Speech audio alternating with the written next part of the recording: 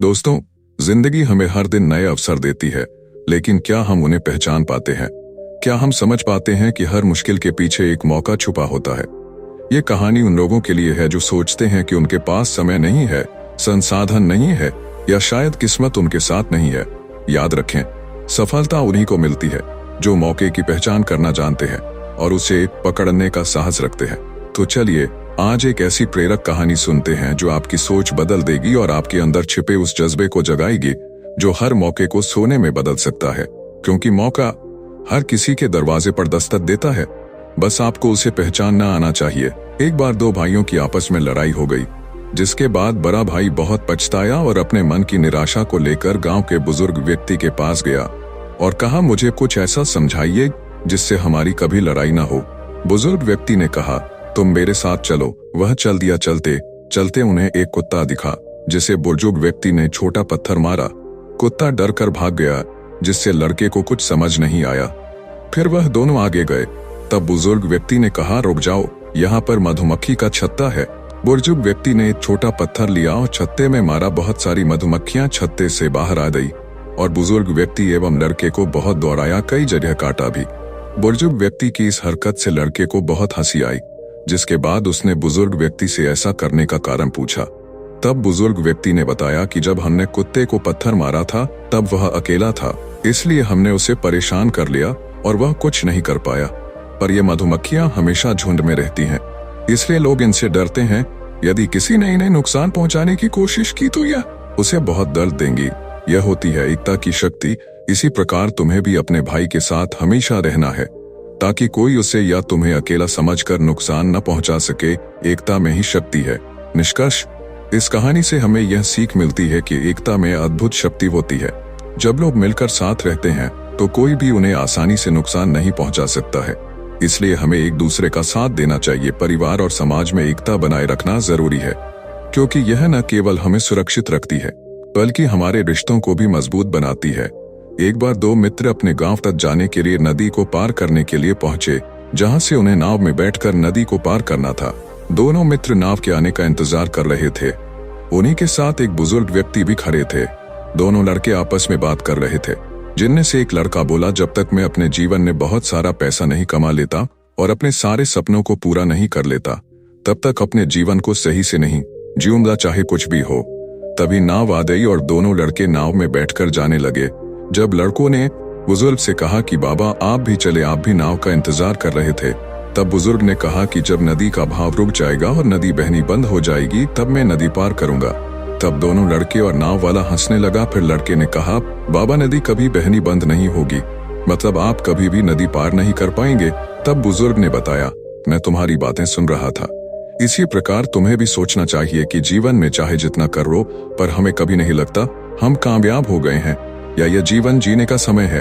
तुम्हारी ख्वाहिशें कभी खत्म नहीं होंगी, क्योंकि इंसान हमेशा किसी न किसी चीज की इच्छा रखता है। पर जब तुम बूढ़े हो जाओगे तब पछताओगे। इसलिए जीवन जैसा भी है उसे खुशी के साथ जीते रहो, इसी में आनंद है और यही सच्चा सुख है। इससे लड़के को समझ में आ गया कि बुजुर्ग की बात सच्ची है और उसने जीवन जैसा भी उसे खुशी से जीने का फैसला किया। निष्कर्ष, इस कहानी से हमें यह सीख मिलती है कि जीवन में इच्छाओं का कोई अंत नहीं होता।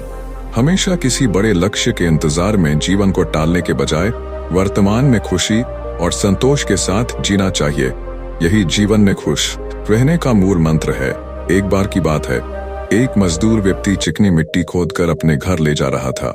तभी उसे मिट्टी में एक चमकीला पत्थर मिला, जिसे उसने अपने गधे के गले में बांध दिया, जो कि बहुत ही ज्यादा आकर्षक लग रहा था। रास्ते में उसे सेठ जी मिले, जिन्हें वह चमकीला पत्थर बहुत ज्यादा पसंद आया और उन्होंने मजदूर से कहा कि तुम मुझे यह पत्थर दे दो। मजदूर ने कहा, ठीक है सेठ जी, आप मुझे 50 रुपए दे दो। सेठ जी ने चमकीले पत्थर को ले लिया और अपने दुकान पर ले जाकर रख दिया, जो कि लोगों के आकर्षण का एक केंद्र बन गया। कुछ दिनों बाद एक जौहरी सेठ जी की दुकान पर आया और वह पहचान गया कि यह कोई सामान्य पत्थर नहीं बल्कि हीरा है। उसने सेठ जी से पूछा कि तुम मुझे कितने में यह पत्थर दोगे? सेठ जी ने कहा, आप 100 रुपए दे दो और इसे ले जाओ। पर जौहरी कंजूस था, उसने कहा 80 रुपए दूंगा। पर सेठ जी नहीं माने। जौहरी को मालूम था कि सेठ जी को नहीं पता है कि यह हीरा है, वह कल फिर इसे खरीदने आएगा, तब जरूर सेठ जी उसे यह हीरा दे देंगे। और वह सेठ जी की दुकान से चला गया। कुछ घंटों बाद एक बड़े जौहरी की गाड़ी सेठ जी की दुकान के सामने खराब हो गई, इसलिए वह सेठ जी की दुकान का टेलीफोन उपयोग करने के लिए आया। उस जौहरी को वह सुनहरा पत्थर दिखाई दिया। वह समझ गया कि सेठ को पता नहीं है कि यह एक हीरा है, इसलिए सेठ जी उस हीरे का दाम पूछा और सेठ जी ने उसका दाम 100 रुपए बताया। जौहरी ने बिना सोचे समझे पैसे दे दिए और हीरा ले गया। अगले दिन कंजूस जौहरी आया। जब उसे पता चला कि कोई उसे खरीद ले गया है, तब वह बहुत पछताया और सेठ जी से बोला, तुम मूर्ख हो, करोड़ों का हीरा था वो और तुमने मात्र 100 रुपए में दे दिया। तब सेठ जी ने कहा, मुझसे बड़े मूर्ख तो तुम हो, तुम्हें तो पता था कि वह हीरा है, फिर भी तुम 20 रुपए के लिए मुझसे बहस करते रहे। तुमने अपनी जिंदगी बदलने का अवसर खो दिया। इस बात से जौहरी को बहुत दुख हुआ और वह जीवन भर पछताता रहा। निष्कर्ष, इस कहानी से हमें सीख मिलती है कि हमें जीवन में मिलने वाले अवसरों को छोड़ना नहीं चाहिए और उनका सदा उपयोग करना चाहिए। हम यही सोचते रहते हैं कि हम यह कार्य अगले दिन करेंगे, परंतु तब तक बहुत देर हो जाएगी। जीवन में मिलने वाले अवसरों को बाद के लिए न टालें, वक्त रहते हैं उनका उपयोग कर लें, वरना बहुत देर हो जाएगी और आप कुछ नहीं कर पाएंगे। बुद्ध एक नगर में प्रवचन देने के लिए गए। उस नगर के कुछ अधर्मी व्यक्तियों ने नागरिकों के मन में यह बात बैठा दी कि गौतम बुद्ध अधर्मी है एवं वह धर्म का गलत ज्ञान देते हैं, जिस पर उस नगर की प्रजा गौतम बुद्ध पर बहुत ज्यादा क्रोधित हुई एवं उन्होंने गौतम बुद्ध को नगर में घेर लिया और बहुत अपमानजनक बातें करने लगे। कई प्रकार की गालियां दी, परंतु गौतम बुद्ध ने कोई भी गतिविधि नहीं करी। फिर भी नगरवासी गौतम बुद्ध को गालियां देते गए। गौतम बुद्ध के शिष्य आनंद को यह देख बहुत गुस्सा आ रहा था, परंतु वह गुरु के आदेश के बिना कोई भी गतिविधि नहीं कर सकता था, इसलिए वह भी गौतम बुद्ध की तरह चुप ही रहा। बहुत देर बाद गौतम बुद्ध ने कहा, प्रिय लोगों, यदि आप इजाजत दें तो अब मैं जाऊं। तब सभी को आश्चर्य हुआ कि कोई व्यक्ति अपना अपमान कैसे सहन कर सकता है। तब एक नगरवासी ने गौतम बुद्ध से कहा कि क्या तुम्हें अपमानित महसूस नहीं होता? क्या तुम कठोर हो गए हो? तब गौतम बुद्ध ने कहा, मैं एक बुद्ध हूँ और मुझे अपमानजनक शब्द से कोई फर्क नहीं पड़ता है। तुम्हारी अपमानजनक टिप्पणियों से मुझे दुख इसलिए नहीं हुआ क्योंकि मैंने उन्हें स्वीकार नहीं किया और वह तुम्हारे पास ही रह गई, इसलिए मुझे कोई फर्क नहीं पड़ता। तब गांव वालों को महसूस हुआ कि उन्होंने बहुत बड़ी गलती कर दी है। उन्होंने महात्मा बुद्ध से गलती की माफी मांगी, क्योंकि इतना अपमान सहने के बाद एक सिद्ध पुरुष ही अपने मन को शांत रख सकता है। उम्मीद है यह कहानी आपको कुछ अनोखा सिखाएगी। निष्कर्ष, इस कहानी से हमें यह सीख मिलती है कि हमारे जीवन के अधिकतर दुखों का कारण हम ही हैं, क्योंकि हम लोगों के द्वारा करी गई गलत टिप्पणियां और बोले गए गलत शब्दों को दिमाग में बैठा लेते हैं और वह हमें दुख देते हैं। बल्कि हमें तो ऐसा होना चाहिए कि हमें उन शब्दों को स्वीकार ही नहीं करना चाहिए। यदि हम भी गलत टिप्पणियां और अपमानजनक शब्दों को अस्वीकार करना शुरू कर दें तो हमारे जीवन के भी कई दुख समाप्त हो जाएंगे। एक बार दूर नगर के धनी व्यक्ति सेठ मालचंद गौतम बुद्ध के आश्रम में आए। वह सभी के लिए बहुत सारे वस्त्र और बेहतर उपहार लाए। सेठ मालचंद गौतम बुद्ध के पास जाके चरणों में बैठ गए और उन्हें अपनी कई बातें बताने लगे। उन्होंने बताया कि उन्होंने नगर में गरीब लाचारों के लिए अनाथालय एवं वृद्ध आश्रम बनाए, गरीबों को कपड़े भी बांटे। वह अपने नगर के सबसे अमीर व्यक्ति हैं और उनसे ज्यादा कोई भी अमीर नहीं है।